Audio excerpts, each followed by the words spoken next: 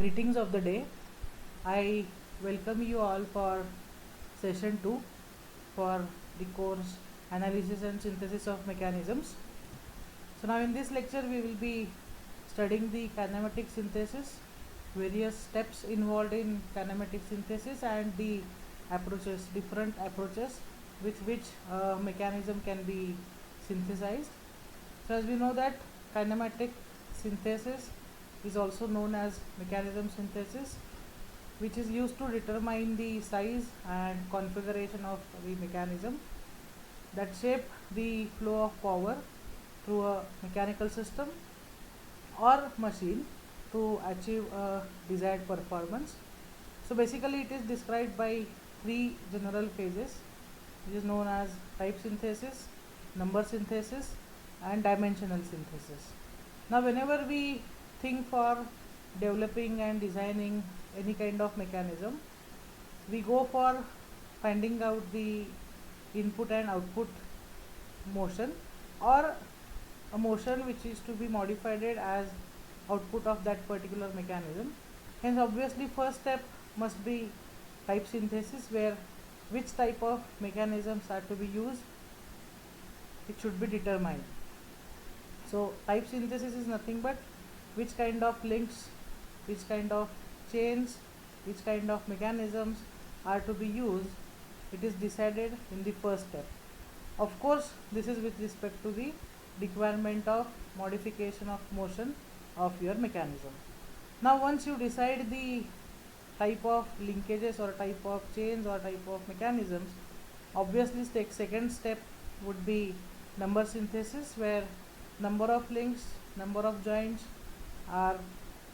which are necessary to produce that particular motion is decided.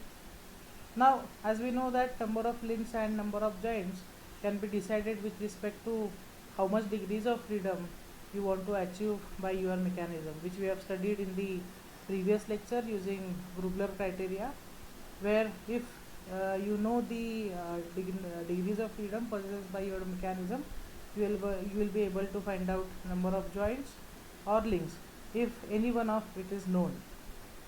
And last will be dimensional synthesis. Once the type of mechanism and the number of links and number of joints are known, now obviously the remaining synthesis will be dimensional synthesis, where proportions or lengths of various linkages which are necessary to satisfy the required motion characteristics are to be found out.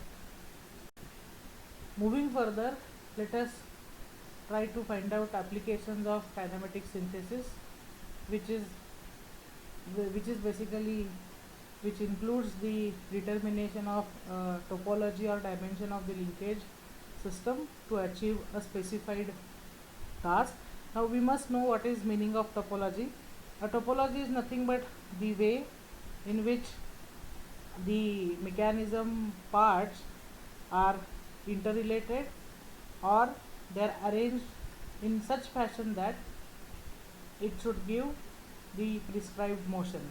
Or topology also can be defined as the study of geometrical properties and spatial relationship unaffected by continuous change of shape and size of the various figures, or we can say various linkages.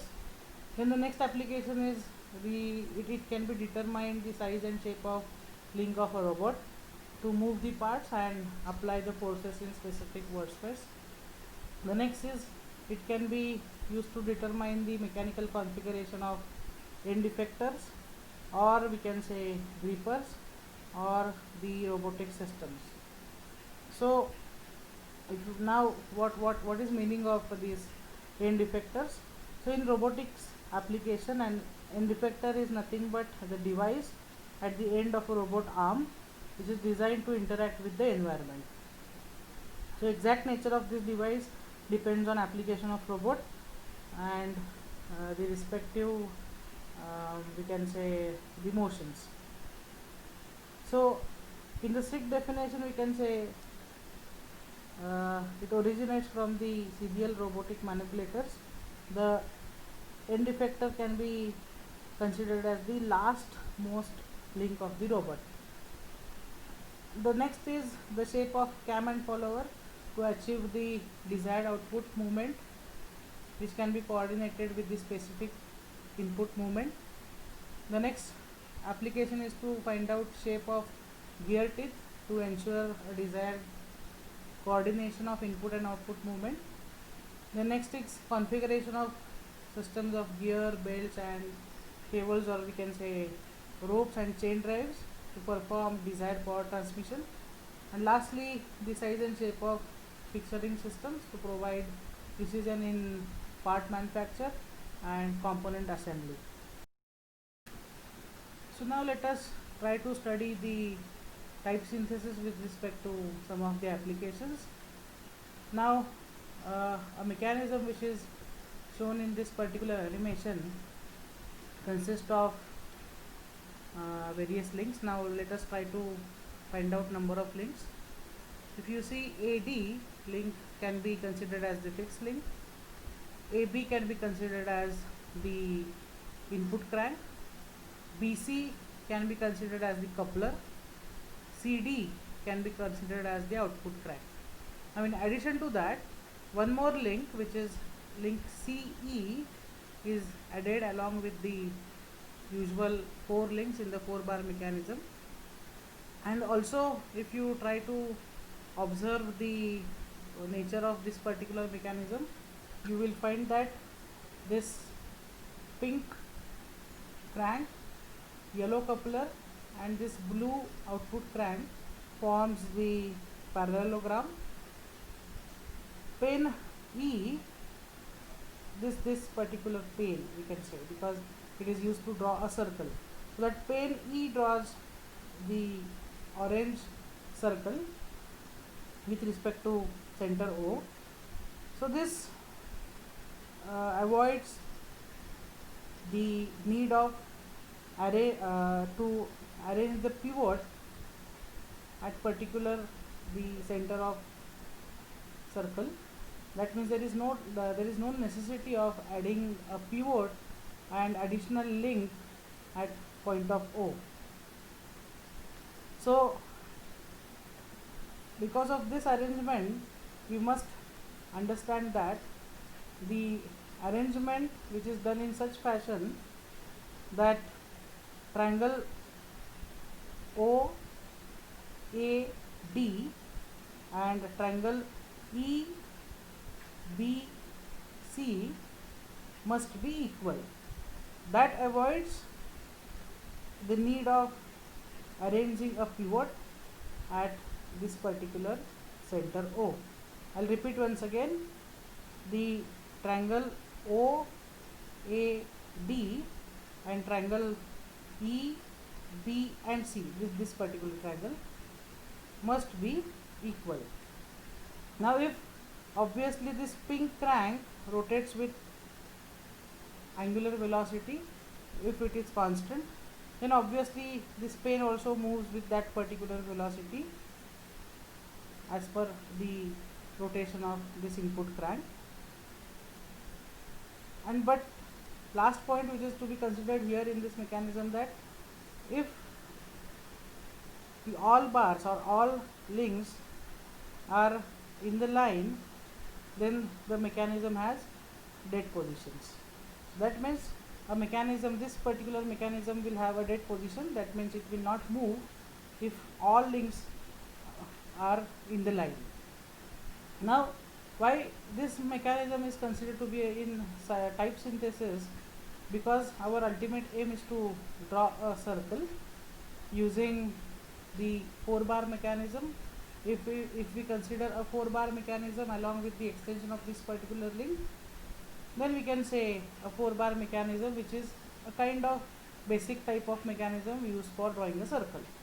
Now if we see the next example, where the output motion is same, that here also we are drawing circle, but now if you see the type of mechanism which is used here is kind of a slider crank mechanism, which is used to draw 2 circles. So that means it depends on application which type of mechanism you are using to get the desirable motion. Now if you can see here, this particular block will be considered as the fixed link. This yellow crank can be considered as the input crank. This yellow bar, the next link, will be considered as the connecting rod, and this particular element or link will be considered as the slider. So this forms the slider crank mechanism. Only thing that it is not single slider crank mechanism, but it consists of we can say two dual slider crank mechanisms which are connected to opposite to each other to trace two circles at the same time. But now if you observe carefully, but to for tracing the second circle, there is no need of fixed pivot at the center of this particular circle, and also the crank which is connecting from the center of the circle to the circumference. Now why is it possible? Because the arrangement of this particular mechanism is made in such fashion that the yellow bars which are having same length, all yellow bars are having same length, and this orange paint draws circle with respect to the center, which is considered to be at this fixed point. So which can be, so that is symmetrical to pink circle drawn by pink bar about the center line of gray runway. So this avoids the need of arrangement of pivot at the orange circle, which is to be located at the center. So now if we see the difference between these two mechanisms, in first mechanism simple slider crank mechanism is used to draw a circle, whereas in this second mechanism slider crank mechanism with dual slider crank mechanism is used to draw a circle. So that means type synthesis will give you, or it allow you to decide which kind of mechanisms and which kind of elements are to be used to get the desirable output. Now let us consider another example where now a circle is being replaced by a shape of heart. Now let us try to find out the links. You can see here this crank is shown by green color. Then you can see the Archimedean type of a spiral kind of link, which is also shown by the green color, and center for this crank and this particular link is same. Then you can see another link which is sliding through this particular block, which is supported by a kind of a spring, and where the block where these two links are connected, it's supported by this particular spring. So these are the basic links which are used in this particular mechanism. So input will be this green shaft on which this cam, or we can say a crank, are fixed. So this particular link which is kind of Archimedean spiral is considered to be a cam, and which is supported at this green shaft along with the crank. So this crank traces a heart shaped curve which is shown in pink color. Now if you observe the angular position of this particular crank and this cam, which is a kind of Archimedean cam or a spiral, which so angular position between these two links is shown is to be same, that is the angular position is 0 degrees, or it must be 90 degrees. Why? Because to trace the heart shape with respect to angular position of this crank and this cam is to be synchronized. That is why the angular position between these two elements or linkages is shown to be 0 degrees. Now if you look at the cam profile, it consists of 4 sections. Each section is nothing but Archimedean spiral. So if this profile of cam, if it is a circle, then obviously crank will trace a circle. Now only disadvantage of this particular mechanism is that the input shaft bearing is not stationary, it is moving along the displacement of this particular spring. Now this mechanism can be used in cakes, where the decoration of cakes is to be needed for small childs. So this kind of application will be used. Now we will say, going further, we will see the same kind of application where also we need to trace a heart shape, but now only thing, the you can find there is change in the links.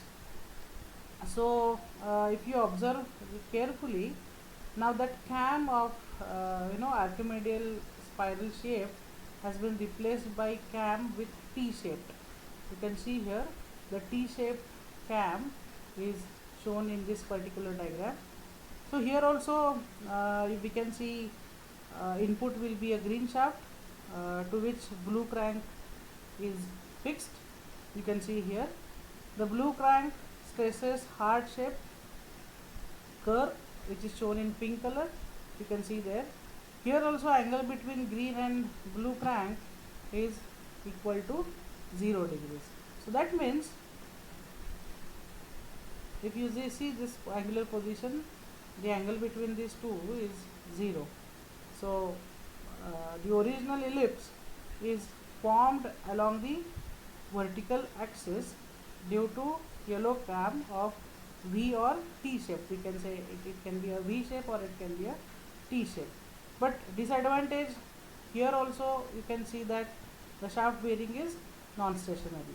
This application is also used for decoration of the cake. So now moving further, once you decide the type of linkages or type of mechanism to be used for achieving the desired output motion of your application, then obviously we will go for finding out number of links and number of joints are needed to fulfill that criteria. So as we decide the which mechanism is to be used and how many number of degrees of freedom it should possess, that means we know this m, which is nothing but degrees of freedom, or we can say mobility, which is equal to 3 into n minus 1, which is n is number of links, minus 2 into j, where j is lower pairs, or you can say joints with 1 degree of freedom. So now as we have decided that our mechanism is having 1 degree of freedom, we will put m is equal to 1, and by solving this particular equation we will get equation in another form as 3n minus 2j is equal to 4. Now we have to decide where how many number of links are to be used to achieve degree of freedom is equal to 1. So here 5 configurations are given where number of links are considered and respective number of joints are calculated using this formula. When we consider configuration 1, the number of links which are used are 4. So if we put 4 here, then it will give 3 into 4 is equal to 12, minus 2j is equal to 4. So we will take this 4 on the left hand side. So it becomes 12 plus 4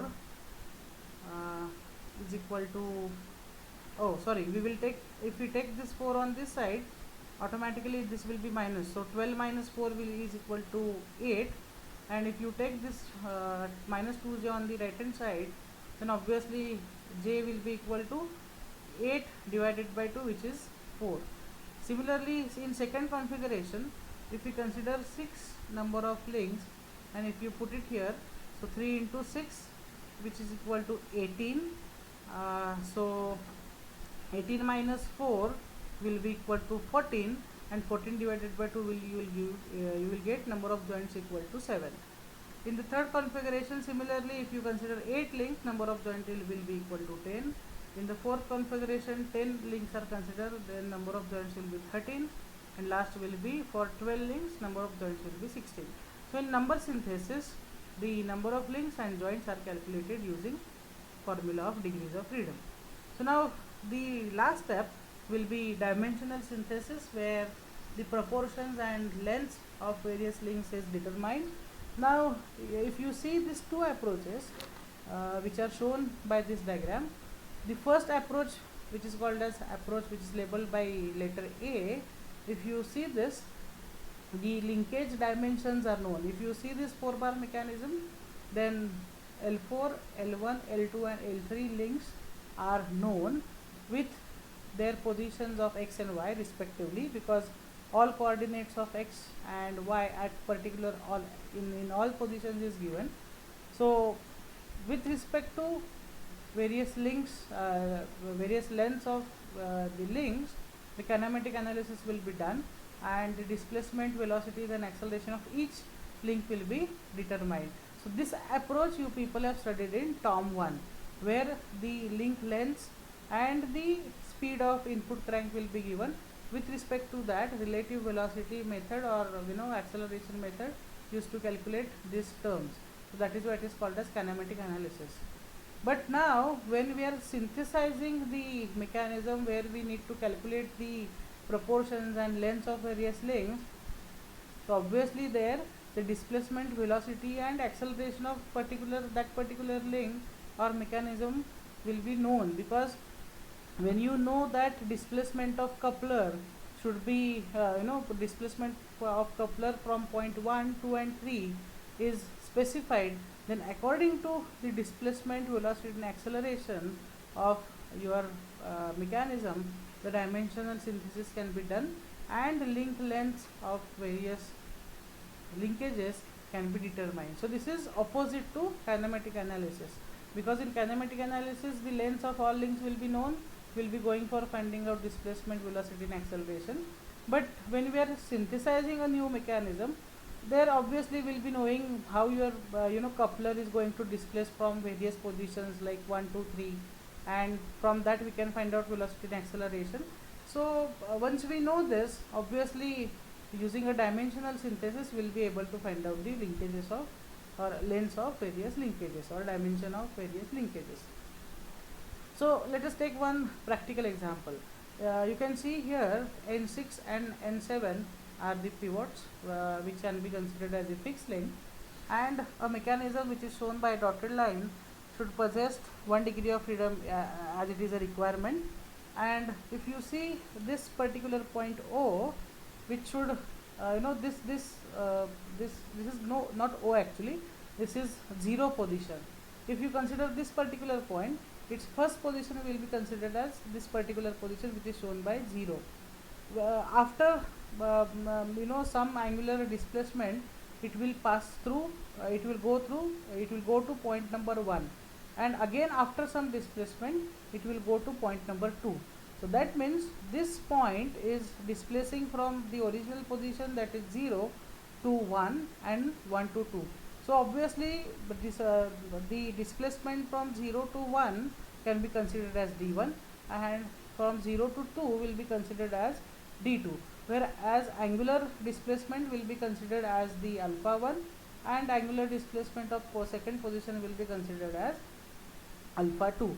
So that means once we are aware of the various coordinates of first position, second position and third position, along with their displacement, linear displacement and angular displacement, obviously using with the help of this particular configuration we must find out the dimension of the missing links, or we can say input crank and output crank, which is nothing but the dimensional synthesis. So if you see the type synthesis and this type synthesis and number synthesis is very easy, because it just depends on which type of mechanism you would like to select, and according to the criteria of degree of freedom you will be able to decide number of links and number of joints. But if you consider this dimensional synthesis, it is not that easy, because you have to correlate the terms of displacement, velocities and acceleration to find out the dimension of various linkages. So 3 approaches basically are used to solve the synthesis problem. First approach is called as body guidance or motion generation, which is nothing but a coupler or a body is guided through a prescribed motion sequence, that is different position of points and angular displacement are specified. So that means if your coupler is following the first position to the second position and the third position, obviously your problem will be solved using motion generation or body guidance problem. The second approach is nothing but function generation, where the requirement is that your output link should either rotate or oscillate or reciprocate according to specified function of time or function of motion of input link. That means if we take equation as y is equal to f of x, where x is nothing but motion of your input crank and y is motion of your output crank. So output crank should behave as function of your input crank, which should be satisfied by this function, hence it is called as function generation. That means to satisfy this particular equation, mathematical equation or a function, you need to design a mechanism or input crank and output crank approximately.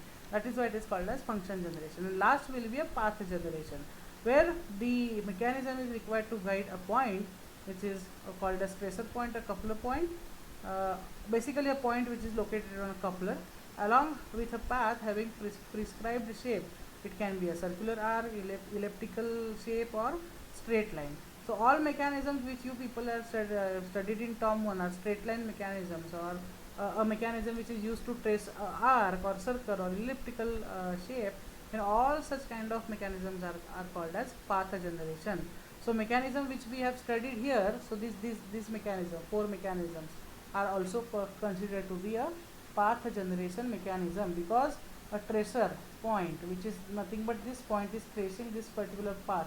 That is why it is called as path generation approach, or we can say path generation methodology. So these 3 are the classifications of solving the synthesis problem. Now we will be studying the body guidance or motion generation in detail from the next slide, which is, so now we have studied the basic theoretical information about the classification of synthesis problems. Now after this presentation, I'll be playing some part of the lecture which was held by NPTEL and delivered by eminent professor from the kinematics of mechanism, whose name is Dr. A.K. Malik from IIT Kanpur. Some part of that, some part of his lecture is cropped and is added along with my session or the video, which I request all of you to just go through that particular part and try to understand the concepts with respect to real-time applications which he has demonstrated with the help of various models, and that then it will be end of this session. From the next session we will be dealing with the problems regarding the body guidance, function generation and path generation. The numericals will try to solve for the real-time applications of various mechanisms. And now I'll play the cropped part from the NPTEL video by Professor A.K. Malik.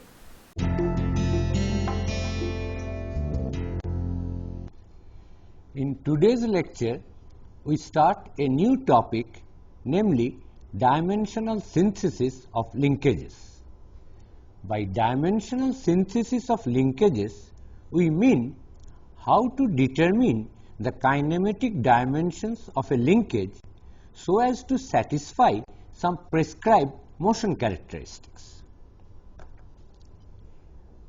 Now, we have chosen already the type of linkage. We have to only determine the kinematic dimensions such that this particular linkage will be able to satisfy some prescribed motion characteristics.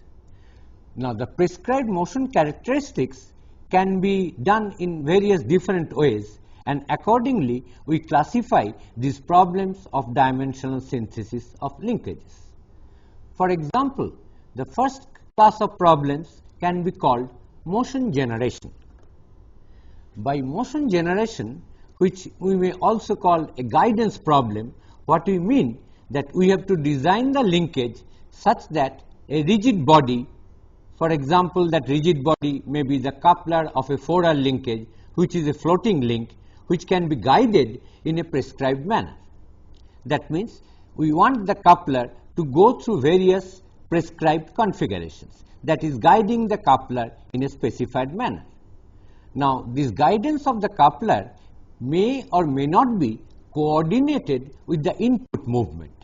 That is, the requirement may be such that I do not mind what is the input movement so long as the coupler is guided along in a prescribed manner.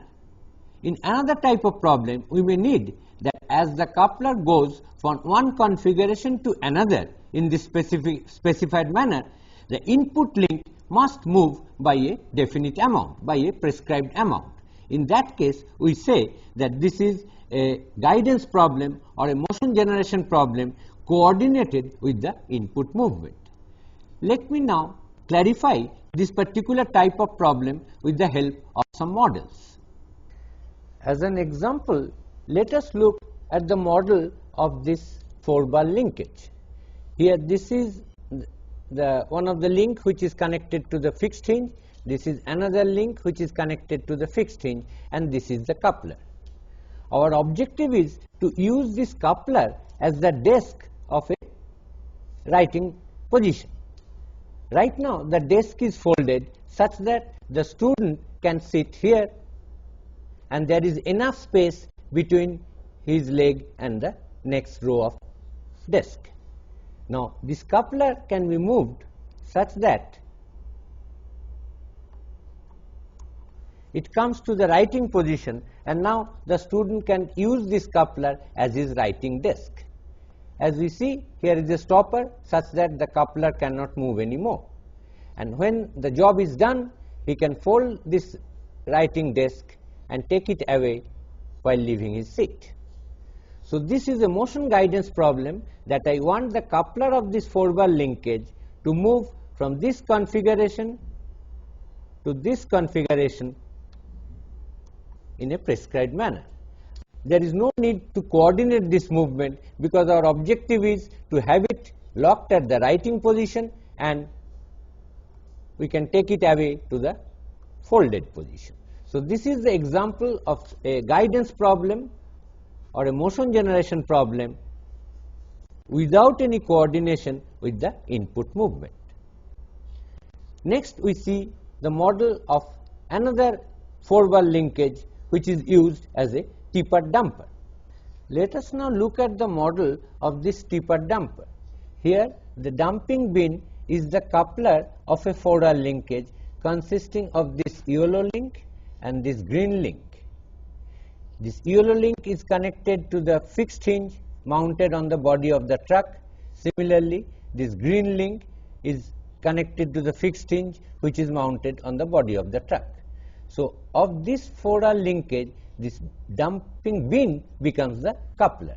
Our objective is to make this dumping bin move in a prescribed manner from this transport configuration to this dumping configuration.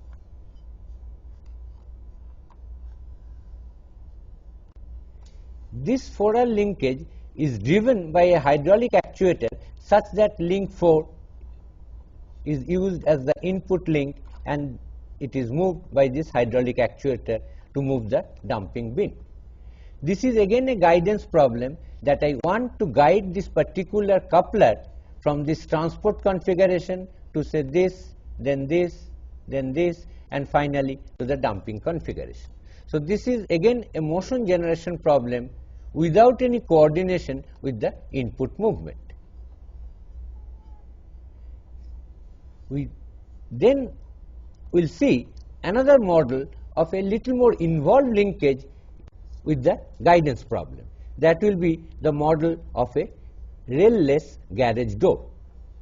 Let us now look at the model of this 6-link mechanism.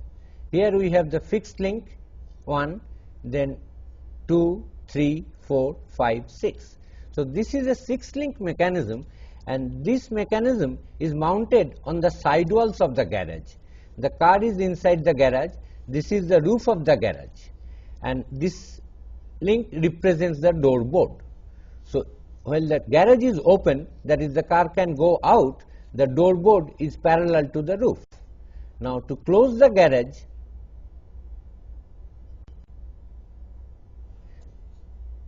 the door board is moved such that the garage gets closed. So this is again a guidance problem. I want this particular rigid body, that is link number 6, to move from this closed position to the open position in a prescribed manner, so that it does not hit the body of the car. These mechanisms are mounted on the side walls, so there is no obstruction with the car. It is only the door board which moves inside the garage and closes the garage or opens it. The thing to note that there is no prismatic pair.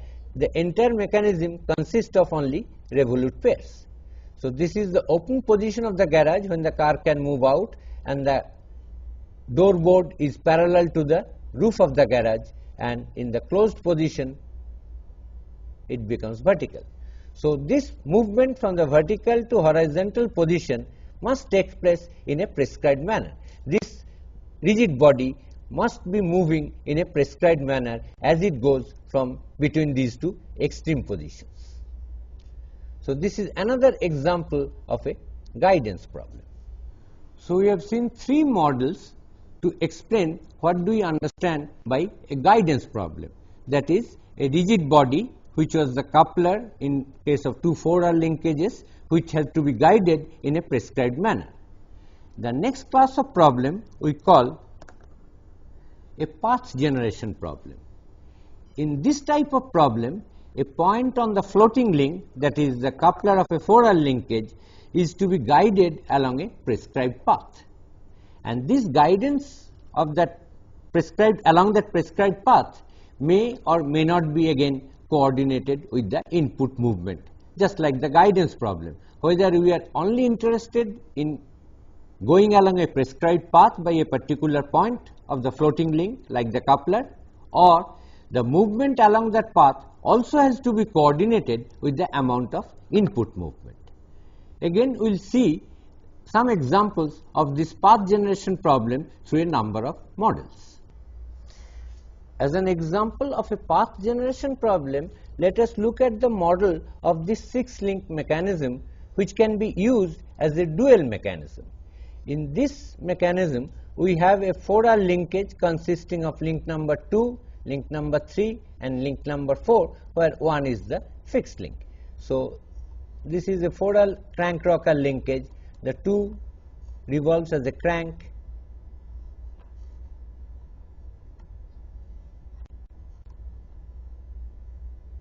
the thing to note that this particular coupler point, we want to generate this particular prescribed path. This path consists of an approximate straight line portion. So if we have a slider prismatic pair here with link 5 and link 4, and that prismatic pair is, there is a revolute pair between link 5 and link 4, and link 6 there is a prismatic pair in which this link 5 moves. So long this coupler point moves along the straight line path, the output link, that is link number 6, does not move, and that is why we call it a dual mechanism. The input link 2 rotates continuously, but during this movement of link 2, as we see, there is hardly any movement of link 6. Link 6 does not almost move. So link 6 undergoes a dual, that is a rest period. So such a dual mechanism is very useful for various applications. Now link 2, during this movement, as we see, the link 6 moves, but during this period movement of link 2, this amount of movement of link 2, link 6 hardly moves. And that is possible only because this coupler point is going almost along a straight line portion from here to there. So this is the problem of a path generation, how to design this 4R linkage such that this particular coupler point generates this prescribed path. So this is a problem of path generation. As a further example of a path generation problem, let us look at this 6-link mechanism. Here again we have a 4R linkage consisting of these 2 red links and this yellow link, which is the coupler. And this particular coupler point of this 4R linkage generates this coupler curve.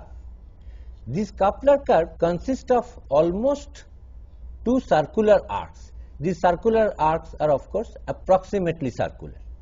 Now, during this movement of the coupler point along the circular arc, the center of the circle does not move. So, I can join another link here which I treat as my output link. As a result, we get a dual mechanism such that the input link 2, which rotates continuously, but as we see, the output link, that is link 6, undergoes two dual periods. It moves, but for some rotation of link 2, there is no movement of link 6. For example, from here to there, link 2 is rotating, but as we observe, the link 6 is not rotating, because this coupler point is going along a circular arc and this point is the center of that circular arc. So, there is no movement of this point, consequently output link 6 does not move at all. So, it undergoes a dual mechanism. It undergoes a dual period and we get a dual mechanism that the input link 2 rotates continuously, but the output link 6 undergoes dual period. So, the path generation problem is to design this 4R linkage such that this particular coupler point generates this prescribed path, which consists of two approximate circular arcs. As a simpler example of a path generation problem, let us look at the model of this film drive mechanism. As we see, here we have a 4R linkage with this red link as the coupler, and this particular coupler point generates the coupler curve, that is, it is the prescribed path through which this coupler point has to move. So, if we now move this 4R linkage, as we see, that particular coupler curve is generated by the coupler point. Now, this end of this coupler can be used as a hook which gets into the sprockets of the film and drives the film downward. Here it comes out of the sprocket, goes out and again gets into another groove, another sprocket, and draws the film downward. So, this way it can be used for driving a movie film in a movie projector. If it goes very fast, the film also moves very fast. The critical thing is that it must move almost vertically here to drag the film downward, and then gets out of the film and again gets into the film and drags it downward. So, this is another example of a path generation problem.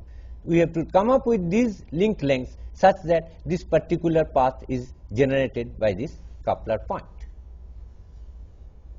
The continuous input rotation of this red link produces intermittent rotation of this blue link. Now, this Geneva wheel, the start and stop of the intermittent motion of this blue link is very jerky, because it does not get into the slot smoothly and does not come out of the slot smoothly. So, the start and stop of this intermittent motion of this link is jerky. To get rid of that jerky motion at the start and stop of the Geneva wheel, what you can do? We can drive this Geneva wheel by this coupler point of this 4R linkage. As we see, this is link 2, link 3 and link 4, and this is the coupler point. So, if the input is given to the crank of this crank rocker linkage, then this particular coupler point gets into this slot and goes out of the next slot. And if we have a coupler curve such that the tangent to the coupler curve are along these two directions, then the entry and exit from this slot is very smooth. Consequently, we can use this particular coupler point to drive the Geneva wheel. So, this is again an example of a path generation problem, because we have to generate this particular path by this point such that the tangent to the path are along these two slots at 90 degree. As a last example of path generation problem, let us look at this model of an 8-link transporter mechanism. Here we have a 4-link mechanism. Link 2, that is the crank, which is the driver, this is the coupler and this is link number 4. And in this coupler, this particular point, we want to generate a curve which has a vertical portion, has a horizontal portion and comes down. Now you see, if we drive this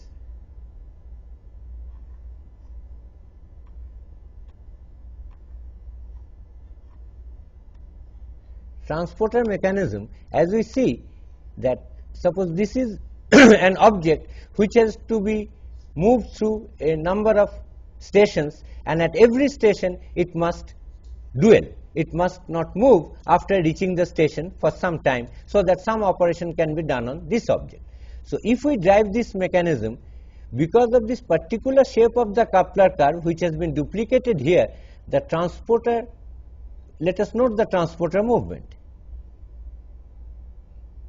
It has been left, the object, it is now being picked up and pushed. Again it is left because this coupler point is coming down. Now this coupler point, due to this vertical path, is going up and again picking up the object, and now because of this horizontal path, it is pushed horizontally to the next station. Again it is picked up and pushed to the next station and left it.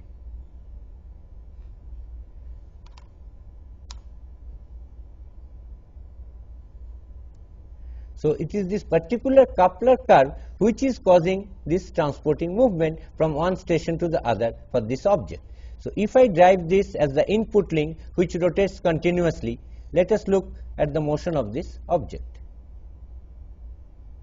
It is undergoing dwell in the next station, it is picked up,